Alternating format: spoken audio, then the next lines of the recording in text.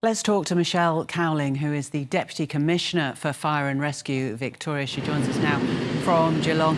Hi there, thanks for your time. Describe for me the scene when the crews arrived there last night. A significant fire was burning by the time the crews got here last night. At about 11 p.m. last night, as you've already heard, there was a small leak. So there's been a failure in some of the valves or some of the mechanical equipment here, which the leak caused significant plume of LPG, which ignited due to several ignition sources around the refinery area. So it was a significant fire. It has been brought well under control now and is contained to a small transfer area of the refinery. Michelle, what was the equipment that they were using? How did they get in there in this vast complex? No, there's no access to humans at the moment. There's still a significant danger. We are dealing with LPG is the storage unit. So the pipe work, the photographs and the video footage coming from surveillance cameras shows that the leak around 11 o'clock last night. Right, OK, so how soon do you hope to have people in there? Very soon. Within the next few hours, we'll have that area cooled and that fire, hopefully, if not extinguished, brought well under control to a small manageable flame so we can get crews in there because they can't access any of the valves to slow that LPG from the cylinder that it is in at the moment. So within the next few hours, I'll be comfortable. OK, for those of us that don't understand the structures, the infrastructure of a power plant, what then is happening now to be able to get to that position? I mean, how is it being resolved? So we've got large hoses. I'll explain it in layman's terms as easy as possible. So ground monitors and fixed monitors, which are basically large hoses, copious amounts of water being put onto the fire and to the tower, because you can imagine it's getting extremely hot, or it got to extreme temperatures. So cooling that area and reducing that flame and keeping that vapour down low as well, which will reduce that flame and extinguish that flame. Once we get that, we can get physical crews in there to turn off those valves so that there's no LPG. Obviously, there's nothing being fed into it at the moment. Viva has shut all that down. All safety protocols have been put in place.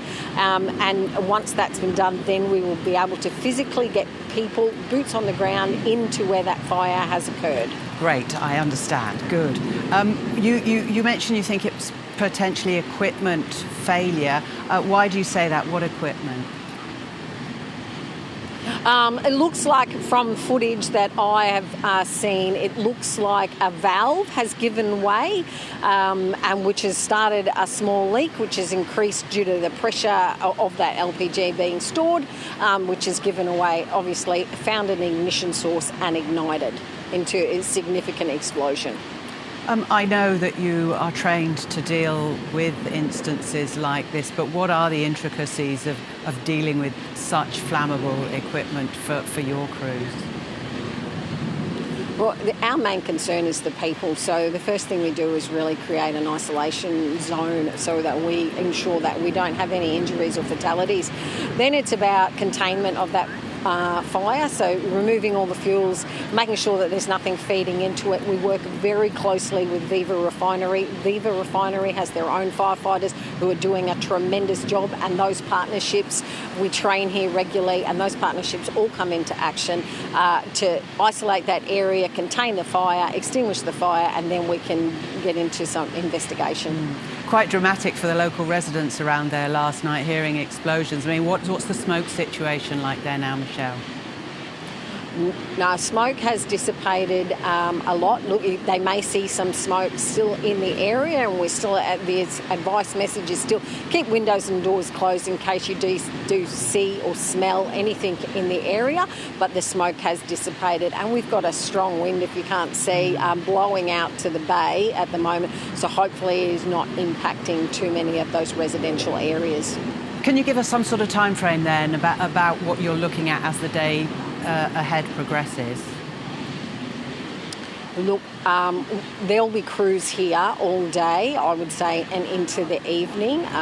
We won't take their foot off the pedal, whether the fire gets extinguished within the next few hours or not, because it is still significant risk with some sort of damage to the equipment. So we will be here until we are ensured that it is safe to return it to normal duties, and obviously that part of the plant will be isolated. Obviously there'll be an investigation, Michelle. Who conducts that? Who takes part in it?